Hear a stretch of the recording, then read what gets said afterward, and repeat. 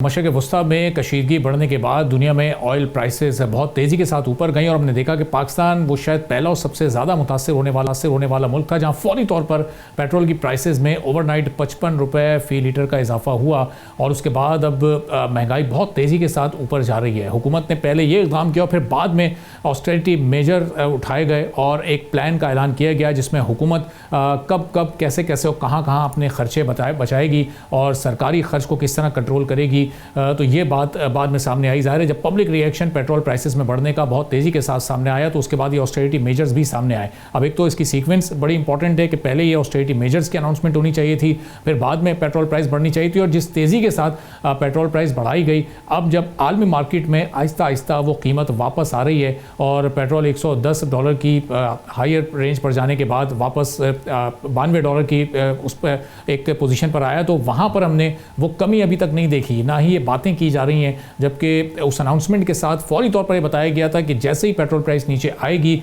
तो फौरी तौर पर हुकूमत उस प्राइस को कम भी करेगी। एक्सपेक्टेशन ये थी कि शायद $130 फ़ी बैरल तक ये प्राइस जाए, लेकिन ये बड़ी खुशकिस्मती रही कि ऐसा नहीं हुआ और अब ये कीमत आहिस्ता आहिस्ता वापस आ रही है। अब लेकिन ज़ाहिर है सिर्फ ये न सिर्फ प्राइस कम करना है हुकूमत को, बल्कि जो दीगर रिलीफ इस वक्त देने आवाम को अब वो किस तरह से दिए जाएंगे और फिर उसके साथ साथ जो इस वक्त दुनिया की सूरत हाल है, जिस तरह एक्सपोर्ट्स पाकिस्तान की कम हो रही हैं, जिस तरह पाकिस्तान का ट्रेड डेफिसिट अब इन हालात में बढ़ सकता है, तो जो चैलेंजेस इस वक्त दरपेश हैं उन चैलेंजेस के बारे में हुकूमत क्या सोच रही है, क्या पॉलिसी बना रही है और आगे क्या करने जा रही है, पाकिस्तान के आवाम को रिलीफ दिया जा सकता है, इस पर हम बात करेंगे। खुर्रम शहजाद साहब मुशीर हैं, वज़ीर ख़जाना के, हमारे साथ मौजूद हैं। खुर्रम साहब बहुत शुक्रिया प्रोग्राम के लिए, आपने वक्त निकाला। अब ये जो मौजूदा इस वक्त सूरत हाल है ये ज़ाहिर है सबके सामने है और दुनिया इस वक्त अपने अपने आगे सर्वाइवल के लिए कोशिशें कर रही है। पाकिस्तान में बहुत तेज़ी के साथ ऑयल प्राइसेस बढ़ी, लेकिन जिस तेज़ी से कमी हुई इंटरनेशनल मार्केट में, तो वो रिलीफ क्या अब आवाम को उसी तरीके से दिया जाएगा? लेने के लिए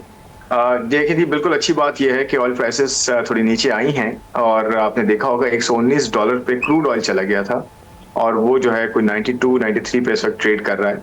और इसके साथ साथ डीजल और पेट्रोल की जो इंटरनेशनल प्राइसेस हैं, जिसकी बिना पे लोकल प्राइसेस जो हैं वो जो है डिटर्मिन होती हैं, उनको कैलकुलेट किया जाता है और उनको एक्चुअल जो इम्पोर्ट कॉस्ट होती है उसके साथ इंसिडेंटल्स, टैक्सेस, ये सब मिला के फाइनल प्राइस जब दी जाती है, तो वो एक हफ्ते का आपको पता है अब चेंज कर दिया है। पहले महीना था, फिर 15 दिन किया, फिर एक हफ्ता अब किया है, क्योंकि जिस तरह से वॉलिटिलिटी है मार्केट में सप्लाईज की भी और प्राइस की भी, तो उसमें एक हफ्ते में चेंज लाना ज़्यादा ज़रूरी है रादर देन ये कि आप 15 दिन या एक महीने में करें, क्योंकि उसकी वजह से बहुत सारे और इश्यूज हो जाते हैं अगर आप डिले करते हैं प्राइस पास ऑन को।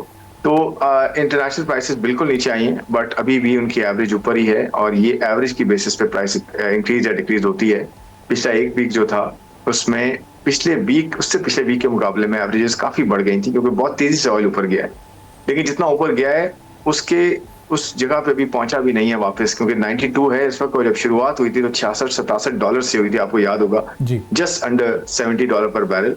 और ये जो डीजल और पेट्रोल है ना, ये कीमतें बड़ी इंपॉर्टेंट है, क्योंकि ये जो गई है ऊपर, ये $78 से पेट्रोल की कीमत ऊपर गई इंटरनेशनल मार्केट में, $106 पे पहुंची और आज इससे भी ऊपर है, $106 से आज भी ऊपर है। और डीजल की जो कीमत है वो $88 से उठ के $149 पे गई है, जो कि आज भी थोड़ी ऊपर है। तो बात ये है कि ये प्राइसेस ना बहुत ज्यादा वोलेटाइल हो रही हैं, बहुत ज्यादा है, कहीं एक रुक नहीं रही है। आप देखें $119 पे क्रूड गया था, खाम तेल जो है, जो कि जिसको साफ करके पेट्रोल और डीजल बनता है और दूसरी प्रोडक्ट्स बनती हैं, तो ये खाम तेल जो है $119 तक पहुंचा और फिर वापस आया $83 पे और अब फिर 92 पे चला गया है। तो देखिए ये जो अनसर्टेनिटी है ना, वॉलेटिलिटी जो है ना, ये अनसर्टेनिटी की वजह से है कि पता ही नहीं है अभी कि वहां से यूएसए का स्टेटमेंट आता है, ईरान से आता है, फिर बीच में G7 कंट्री का स्टेटमेंट आता है, फिर मिडल ईस्ट का स्टेटमेंट आता है और फिर जंग की कोई अभी पता नहीं चल रहा कि कहाँ सेटल होगी। और ये जो स्ट्रेट ऑफ हॉर्मुज़ है ये कब खुलना है, क्योंकि ये 20 से 30% पूरी जो ग्लोबल जो मार्केट है तेल की और गैस की, इसका जो है 20 से 30% यहाँ से गुजरता है, तो ये बहुत बड़ा हिस्सा है, एक चौथाई हिस्सा है तकरीबन। तो इस वजह से कीमतें इस वीक के एंड तक, ये जो एवरेज है इस हफ्ते की, वो पिछले हफ्ते की एवरेज से देखा जाएगा कि कहाँ पर है। तो वो अगर नीचे होती है तो डेफिनेटली उसका एक पास ऑन होगा, वो ऊपर होती है तो फिर उसका इंक्रीज भी हो सकता है, लेकिन अगर नहीं होती तो वो यहीं पे रह सकता है। लेकिन जैसे प्राइम मिनिस्टर ने कहा उन्होंने अपनी स्पीच में फरमाया था, आपको याद होगा, उन्होंने ये कहा था कि हम पूरी कोशिश करेंगे कि प्राइसेस को ना बढ़ाएं या ना इम्पैक्ट आए, कोशिश पूरी होगी। लेकिन देखें ये जो अनसर्टेनिटी है, वॉलेटिलिटी है, ये बहुत बहुत ज्यादा तकलीफदेह है। इससे पता नहीं चल रहा कि कहाँ प्राइसेस रुकेंगे। ये बड़ा इंपॉर्टेंट चैलेंज है। तो कौन सा आपने देखा कि प्राइम मिनिस्टर ने ऐलान ज़रूर किया था, लेकिन फौरी तौर पर प्राइसेस बढ़ी और बहुत ज़्यादा बढ़ी। पब्लिक का उस पर शदीद रिएक्शन भी आया, ज़ाहिर है महंगाई एकदम बढ़ने लगेगी। फिर ऑस्टेरिटी मेजर्स का हुकूमत ने ऐलान किया। क्या ये ऑस्टेरिटी मेजर किफ़ायतशारी मुहिम का ऐलान पहले नहीं होना चाहिए था और फिर उसके बाद प्राइसेस बढ़नी चाहिए थी? ये सीक्वेंस की टाइमिंग कैसी रही है? आपको लगता है कि सीक्वेंस इसकी थोड़ी सी मुख्तलिफ होनी चाहिए थी? लोगों को पहले एतमाद में लेना चाहिए था, हुकूमत खुद वो चीज़ करके दिखाती और फिर लोगों से वो कुर्बानी नहीं जी, ये बड़ा इंपॉर्टेंट है, ये सीक्वेंसिंग बड़ी इंपॉर्टेंट है। ये जो इम्पैक्ट जो ऑस्टेरिटी मेजर है ना, इसमें वक्त लगता है, इसमें मे बी हफ्ता, 2 हफ्ते, 3 हफ्ते, 4 हफ्ते, और ये इम्प्लीमेंटेशन पूरी प्राइवेट सेक्टर भी करेगा, पब्लिक सेक्टर भी करे, प्रोविंशियल गवर्नमेंट्स भी करेंगी, फेडरल गवर्नमेंट्स भी करेंगी। तो ये डिसीजन शुरू हो गए और आपने देखा इम्प्लीमेंटेशन शुरू हो गई है।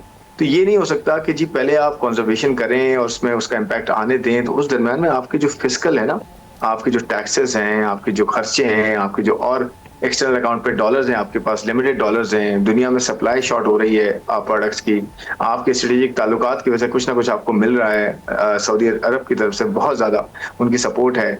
तो देखें ये सब चीज़ें ना, ये सीक्वेंसिंग बड़ी इंपॉर्टेंट है। प्राइस तो पास ऑन करना है आपने, वो नीचे जाए या ऊपर जाए। देखें मैं बार बार ये कहता आया हूँ कि प्राइस जो एक्चुअल है वो पास ऑन होगी, तब हम सस्टेन भी करेंगे। उसी से डिमांड भी नीचे जाती है और आपको कम इंपोर्ट करना पड़ता है, या आप कुछ दिन और ज्यादा गुजार लेते हैं, कुछ और स्ट्रेच कर लेते हैं।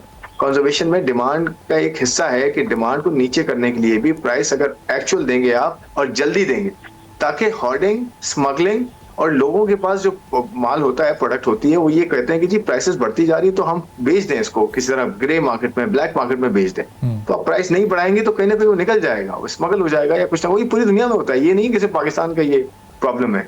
स्मगलिंग को रोकना इंतहाई मुश्किल काम, इतना आसान नहीं है स्मगलिंग को, होर्डिंग को रोकना, इन सब चीजों को। लेकिन गवर्नेंस ऑफ कोर्स इंप्रूव होनी, बेहतर होनी चाहिए और गवर्नेंस के थ्रू ये होना चाहिए। अब गवर्नमेंट ये कर रही है कि अपना एक ऐसा सिस्टम बिल्ड कर रही है जो पेट्रोल पंप तक आपको प्रोडक्ट बता सकता है किसने कितनी बेची है, किसके पास कितना जो है वो इन्वेंट्री है, कितना ज्यादा उसके पास जो है तेल मौजूद है। तो ये बड़ा इंपॉर्टेंट है कि इसके अंदर अपॉर्चुनिटीज भी बहुत सारी हैं, डॉक्यूमेंटेशन की और ट्रैकिंग की और ट्रेसिंग की और बहुत ज्यादा जो है अकाउंटेबिलिटी की। तो मैं ये कहना चाह रहा हूँ कि ये नहीं हो सकता कि जी प्राइस आप रोक दें। देखें 2022 का आपको एपिसोड याद है ना, इससे पहले 2008 का भी एपिसोड याद होगा आपको, इससे पहले आपको 2015 का एपिसोड भी याद होगा, 2020 जो कोविड आया था उसमें भी ये हुआ था। आपके ऑयल के क्राइसिस आ जाता है। क्यों आता है ऑयल के क्राइसिस? सबसे बड़ा प्रॉब्लम ये है कि हम प्राइस को टाइम पे पास ऑन नहीं करते, चाहे वो नीचे करनी हो ऊपर करनी, खासकर ऊपर करनी जब होती है। हम हमेशा सब्सिडीज में चले जाते हैं। IMF का प्रोग्राम डीरेल हो गया था 2022 में, आपको याद है? IMF आपको जो है वो प्रोग्राम छोड़ दिया था, उसने रिव्यू ही नहीं कर रहा था। वो 6-7 महीने लगे थे वापस IMF को लाने में, और फिर उसके बाद आपको पता क्या हाल हुआ था, हम डिफॉल्ट पे चले गए थे। और फिर हमारा रिव्यू हुआ तो उसके अंदर फिर प्रोग्राम जो है रिव्यू हो नहीं रहा था, फिर हमें छोटा प्रोग्राम मिला, फिर जाके बड़ा प्रोग्राम मिला। फिर हमारे जो है थोड़े हमने स्टेबिलिटी जो है 1.5-2 साल में मुश्किल से पेन लेके, एक आम आदमी पे पेन आया, सब पे पेन आया, उसके बाद जो है स्टेबिलिटी आई। तो उस वक्त भी प्राइसेस रोक दी थी। आपको याद है 2022 में यूक्रेन रशिया की वॉर हुई थी, तो वहाँ प्राइसेस रोक दी थी, सब्सिडाइज कर दिया था, और इतनी मैसिव अमाउंट जो सब्सिडाइज कर दी थी। IMF ने कहा था ये आपने सब्सिडी दे दी, या कहाँ से दे रहे हैं, मेरे लोन के पैसों से सब्सिडी दे रहे हैं आप, टैक्सेस आप लेते नहीं सही जगह से, खर्चे अपने कम नहीं करते, और मेरे लोन से दे रहे हैं आप सब्सिडी। तो देखें ये बड़ा इंपॉर्टेंट है कि हमने प्राइस को मैनिपुलेट नहीं करना, प्राइस को टाइम पे पास ऑन करना है। वो डिक्लाइन भी होगा तो टाइम पे होना चाहिए, definitely it works both ways. तो मेरे कहने का मतलब ये कि सब्सिडाइज करना, वही लोन लेके और लोगों के ऊपर डालना, बाद में वही महंगाई आना, बाद में वही टैक्सेस बढ़ाना, फिर वही कोई हो जाता है। एक शॉर्ट टर्म थोड़ा सा जो है रिलीफ के चक्कर में हम जो है अपनी लॉन्ग टर्म इकोनॉमिक सारी खराब कर देते हैं, और वही लोग हम सब इसका जो है खमियाजा भुगत रहे होते हैं। तो क्यों ना हम सही डिसीजन लें, टाइम पे प्राइस बढ़ाएं, टाइम पे प्राइस डिक्लाइन भी दें। एक नॉर्मल प्रैक्टिस ही होनी चाहिए। सब्सक्राइब करें और बेल दबाएं ताकि कोई खबर रह न जाए।